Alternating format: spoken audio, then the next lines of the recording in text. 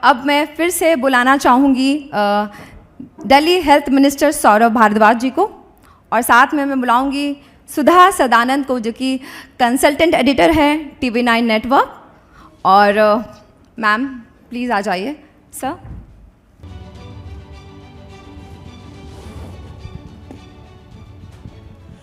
सभी को नमस्कार। TV9 डिजिटल के नेशनल डॉक्टर्स डे में आप सबका बहुत बहुत स्वागत है। हम लोग न्यूज़ के बंदे हैं तो एक छोटी सी इन्फॉर्मेशन आप लोगों से शेयर करनी थी। नेशनल डॉक्टर्स डे को मनाया क्यों जाता है? बिधान चंद्र रॉय पश्चिम बंगाल के चीफ मिनिस्टर थे, तो पॉलिटिक्स और मेडिसिन का इतना खूबसूरत संगम मुझे लगता है कि हमारे देश में है। और इससे पहले कि हम शुरू करें, सभी डॉक्टर्स के लिए यहाँ पर तालियां होनी चाहिए, क्योंकि उनके बग़ैर शायद हम कुछ भी नहीं हैं। जब डॉक्टर्स अंदर आए तो बहुत लोगों ने कहा कि ज़रा पूछ लूँ, मुझे दर्द बड़ा। मैंने कहा आज मत करना वो। तो ऐसा होता है कि वो उम्मीद जगाते हैं सब में। चूँकि आज नेशनल डॉक्टर्स डे है, ये हमारा सौभाग्य है कि सौरभ जी हमारे साथ हैं और उनसे थोड़ी बातचीत हो जाए, क्योंकि आज मौका तो शायद नहीं है लेकिन दस्तूर है। नमस्कार। देखिए, जब भी वर्तमान इतिहास की बात होगी तो कोविड के बारे में चर्चा ही नहीं, उसे पढ़ा जाएगा। बहुत इतिहासकार कहते हैं और सोशियोलॉजिस्ट कहते हैं कि जिस तरह पार्टीशन की चर्चा होती है कि मेरा जन्म पार्टीशन के दौरान हुआ था, वैसे ही मुझे लगता है कि लोग कहेंगे मैं कोविड के वक्त पैदा हुआ था। हाँ, और फिर कहानियाँ कही जाएंगी, कुछ एग्जैजरेटेड भी होंगी, लेकिन ये सच है कि जिस तरह की क्षति देश को और विश्व में सब ने फेस किया, there are different aspects to it. लेकिन जहाँ तक हमारी बात है, भारत की बात है, शुरू में डर था, खौफ था, कन्फ्यूजन था, नाउम्मीदी थी। उन दिनों को अगर आप रिकॉल करेंगे सौरभ जी, तो ये बताइए कि वो 3 चीज़ें क्या थी जब थोड़ा सा सेटल होने लगी चीज़ें, जिसको आपने प्राथमिकता दी, इम्पोर्टेंस दी? देखिए, जब सबसे पहले कोविड की खबरें भारत में आई तो मार्च अप्रैल 2020 का समय था, और ज़्यादातर लोगों को पता नहीं था कि कोविड आपको कितना नुकसान पहुंचा सकता है। मिस इन्फॉर्मेशन भी थी। ये मालूम था कि इंटरनेशनल ट्रैवलर्स जो आएंगे उन्हीं के साथ कोविड आएगा, मगर क्योंकि जानकारी का अभाव था, इसलिए इंटरनेशनल एयरपोर्ट्स पे उसकी स्क्रीनिंग वगैरह शुरू होने में देरी हुई। टेस्टिंग फैसिलिटीज़ नहीं थी, क्योंकि बिल्कुल एक नई बीमारी थी, उसके किट्स वगैरह हिंदुस्तान में अवेलेबल नहीं थे। तो इनिशियली जो है वो इंटरनेशनल पैसेंजर्स जो दिल्ली बॉम्बे आए, उनके ऊपर कोई अंकुश नहीं था। उनकी भी गलती नहीं थी, बहुत सारों को ये भी नहीं पता था कि उनको कोविड है, और उन्होंने ये 2 एपिसेंटर मेरे हिसाब से बने, दिल्ली और बॉम्बे। केरल भी बना, क्योंकि केरल में भी काफ़ी इंटरनेशनल ट्रैवल होता है। तो बड़ी प्रॉब्लम थी टेस्टिंग किट्स अवेलेबल नहीं थी। जब आपके पास टेस्टिंग किट्स ही अवेलेबल नहीं है तो आप स्क्रीन ही नहीं कर सकते। दूसरी प्रॉब्लम हॉस्पिटल बेड्स की आई, क्योंकि जो भी पेशेंट एक उम्र से ज़्यादा के पेशेंट थे और कोमॉर्बिड थे, तो उनके लिए ये था कि इनको हॉस्पिटल्स में एडमिट कराया जाए। अब हॉस्पिटल्स के अंदर भी एक बहुत कन्फ्यूजन था कि किसको आप एडमिट करें, किसको ना करें, क्योंकि एक तो बहुत लिबरल थॉट है कि आप सबको एडमिट कर लीजिए जो आ रहे हैं, मगर उसकी एक जो नेगेटिव साइड ये है कि भाई जब ज़रूरतमंद आएगा तब आपके पास बेड नहीं बचेगा। अगर आप सबको एडमिट करते चले जाएंगे तो आप जब असली ज़रूरतमंद आएगा तो उसको बेड कहाँ से देंगे। और कंजर्वेटिव थॉट ये है कि आप बहुत सोच के बेड दीजिए, सोच के कि भाई बहुत ही अगर कोई क्रिटिकल आएगा उसको देंगे, तो उसके अंदर फिर डिनायल होगा।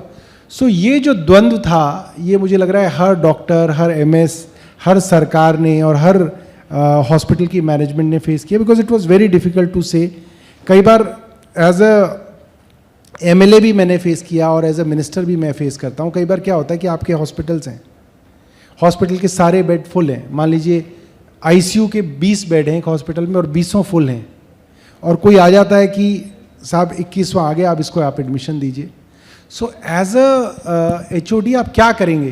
तो एक डॉक्टर ने बड़ी अजीब बात कही मुझे कहा कि सर ये 20 हैं, आप बताओ किसको उतार दूं, आपके को लिटा देता हूं इस पर, आप बता दो किसको उतार दूं। Which is a very very serious thing to understand कि आप किसी डॉक्टर पे या किसी उस पे संस्थान पे प्रेशर तो लगा रहे हैं कि इसको एडमिट लो करो, मगर अगर सारे बेड भरे हुए हैं तो वो किसका ऑक्सीजन हटा के आपके पेशेंट को लगा दे? बिल्कुल। एंड देन इट कम्स कि भाई कोई बात नहीं, एक बेड पे 2 ही लिटाओ, नीचे जो है कॉरिडोर पे जो है स्ट्रेचर पे लेटाओ, ऑक्सीजन दो।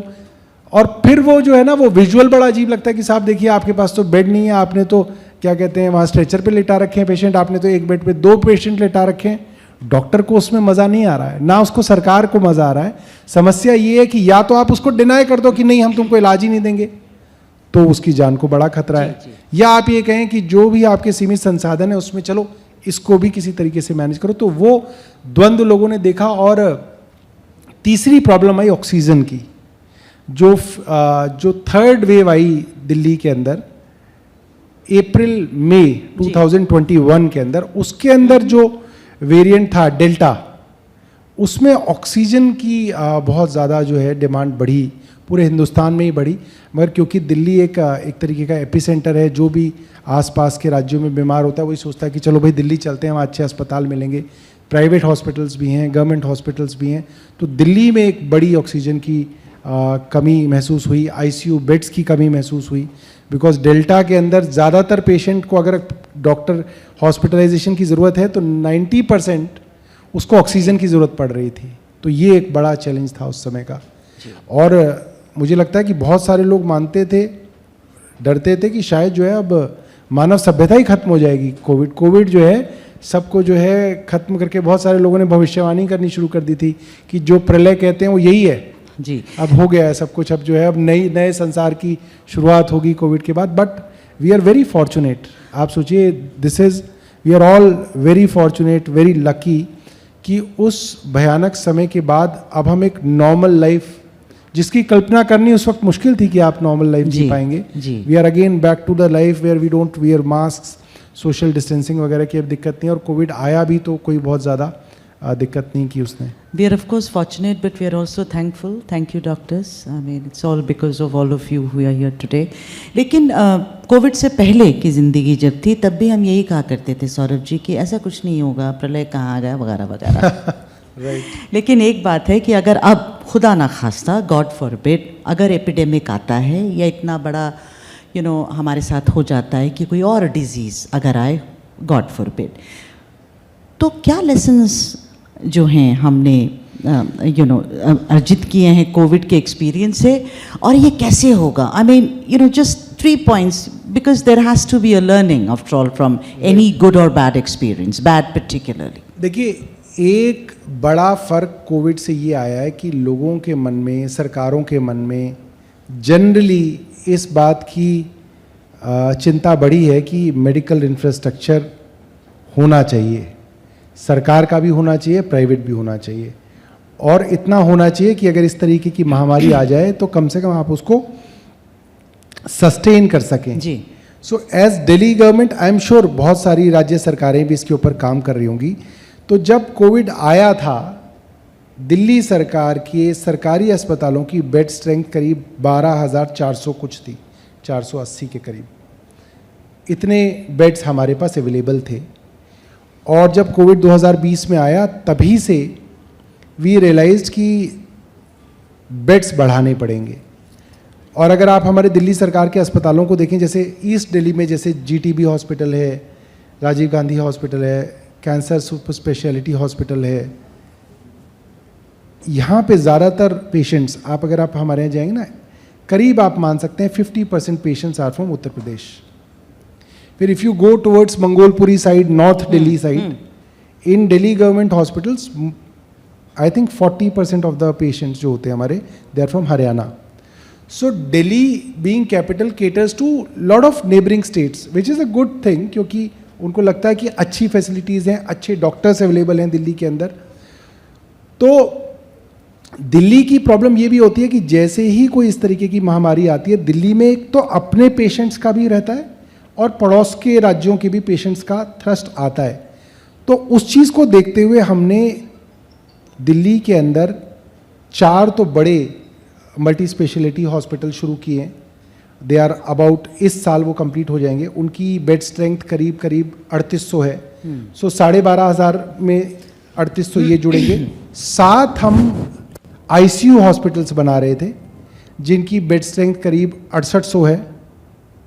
इसके अलावा हमारे 13 पुराने हॉस्पिटल्स थे जिसके अंदर हम नए ब्लॉक्स ऐड कर रहे हैं। तो मतलब हर ब्लॉक के अंदर मोटे तौर पे 500 बेड हम ऐड कर रहे हैं। जी जी। तो ओवरऑल अगर मैं आपको कैलकुलेट करूं तो इस साल के अंत तक और 2024 के मिड तक दिल्ली सरकार अपने 12,500 बेड्स के अंदर करीब 15,000 बेड ऐड करेगी। हाँ। तो हम करीब 27,000 बेड्स के आसपास की बेड स्ट्रेंथ पहुंचेंगे, विच इज़, अगर आप इंफ्रास्ट्रक्चर और एक सरकार के उस पर देखेंगे तो बहुत बड़ा कदम है। हाँ। आप सोचिए इतने सालों में हम 12,500 पे पहुंचे और हमने पिछले 2.5 सालों में हमने इसको डबल से भी ज़्यादा कर रहे हैं। राइट। लेकिन जब भी ये भी देखा जाता है Saurabh ji, that there is a flip side to this, कि जब भी कोई लेट्स से एक्सीडेंट होता है, लेट्स से फायर एक्सीडेंट होता है, या फिर यू नो प्राकृतिक आपदा अगर हो जाए, रेल हादसा, एनीथिंग, बिल्डिंग कोलैप्स आग वगैरह, लग तब जाती है। अस्पतालों में जो अफरा तफरी का माहौल, इस चीज़ को तब अगर आप देखेंगे कि सबकी कहानी एक ही होती है कि ये हो गया, अब ये स्ट्रेचर पे पड़ा रह गया, भाग रहे हैं लोग। ये कब बदलेगा अगर आपका इंफ्रास्ट्रक्चर इतना आगे बढ़ गया तो? राइट। अब आप इस चीज़ को समझिए कि पिछले कुछ सालों में आपने जो ये जो चीज़ कही है, इसके ऊपर बहुत रिसर्च हुई है। क्योंकि एक नॉर्मल हॉस्पिटल का जो प्रोटोकॉल है वो एक अलग है, मगर ट्रॉमा में जो आदमी आ रहा है, जो इमरजेंसी में आ रहा है, उसका पूरा का पूरा प्रोटोकॉल, उसका पूरा का पूरा प्रोसीजर, प्रोसेस पूरा अलग है और वो एक अलग तरीके की ही साइंस है। जी। ठीक है, मैं डॉक्टर नहीं हूँ इसलिए मैं तो वही जो डॉक्टर से सुनता हूँ वो समझता हूँ। तो उसके लिए आपके ट्रॉमा सेंटर्स होने बहुत ज़रूरी हैं, क्योंकि उसके अंदर आपको इमीडिएटली फर्स्ट एड देनी है। इमीडिएटली 2-3 चीज़ें हैं जिसको देख के आपको देखना है कि इसको किन किन चीज़ों की ज़रूरत है। उसके लिए ट्रॉमा, तो वो सेटअप हो गए हैं। एक ट्रॉमा सेंटर जो है हमारा, मुझे लगता है कि वो शायद देश का सबसे बड़ा ट्रॉमा सेंटर मंगोलपुरी में हम बना रहे हैं जी। 500 बेडेड ट्रॉमा सेंटर बन रहा है, and I think it will be countries largest, and वो भी मुझे लग रहा है 2023 के एंड तक जो है वो तैयार हो जाएगा। जी। एक रेफरल सिस्टम की बात, रेफरल सिस्टम आप में से बहुत से लोग जानते ही होंगे, लेकिन जो शायद नहीं जानते हैं कि अगर मैं एक अस्पताल में गई और वहाँ पर सुविधा नहीं है, बेड नहीं है वगैरह, तो वो मुझे रेफ़र कर देते हैं कि आप उधर जाइए, and it's a communication that they have, वहाँ पर मुझे बेड मिल ही जाएगा और मेरा इलाज भी हो जाएगा। रेफरल सिस्टम पे कितना काम चल रहा है बताइए। वो देखिए प्रॉब्लम क्या है हमारे यहाँ, कई बार क्या होता है कि आप सरकारी अस्पताल में जाते हैं, आपको 8 महीने की डेट मिलती है जी। 8 महीने में तो आपकी बीमारी बहुत बढ़ जाएगी। हाँ। हो सकता है आप रहें भी ना, कई बार इतनी बड़ी बीमारी भी होती है जी। और क्योंकि गवर्नमेंट हॉस्पिटल्स के अंदर पेशेंट लोड बहुत है, अनएंडिंग है, तो अक्सर जो है वो ओटी की एक लिमिटेड, ऑपरेशन थिएटर लिमिटेड है, 3 ओटी हैं अगर हाँ, आपके हॉस्पिटल में, हाँ। एक ओटी में 4 सर्जरीज कर रहे हैं, हाँ। तो 12 की लिमिट हो गई आपकी। तो अगर आप उसके हिसाब से जो क्यू बनाते हैं वेटिंग लिस्ट, वो कई बार 6 महीने 8 महीने, बल्कि मैं आपको बताऊं कई बार तो 3-3 साल की एम्स के लोग आते हैं मेरे पास, कहते हैं कि जी 3 साल की हमें डेट मिली है।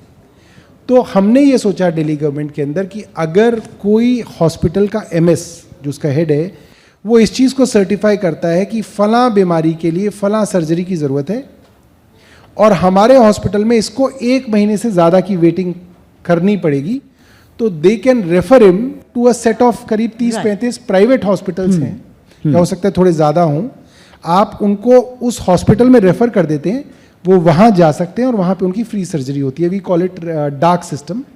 और इसके अंदर कई पेशेंट्स को जो है इसके अंदर अच्छी सहूलियत होती है, कई सारी सर्जरीज हैं जो इसके अंदर इंक्लूडेड हैं। एक और है हमारे यहाँ फरिश्ते scheme, which I think is a very good scheme, कि अगर दिल्ली की सड़क पे हादसे में कोई किसी की जो है चोट लग जाती है, कोई बड़ा उसका नुकसान हो जाता है, चाहे वो दिल्ली का हो चाहे वो कहीं का भी हो, दिल्ली की सड़क पे अगर कोई हादसा होता है, कोई भी आदमी उसको nearest private hospital, government hospital, किसी भी हॉस्पिटल में ले जाइए, उसका इलाज जो है वहाँ पे जो प्राइवेट हॉस्पिटल का खर्चा होगा जी। वो सारा दिल्ली सरकार जो है वो देती है।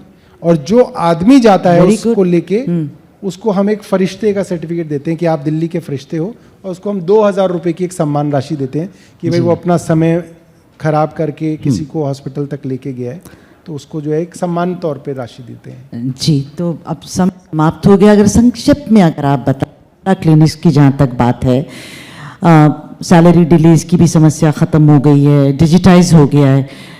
Briefly if you can tell us what's your next step, Saurabh ji.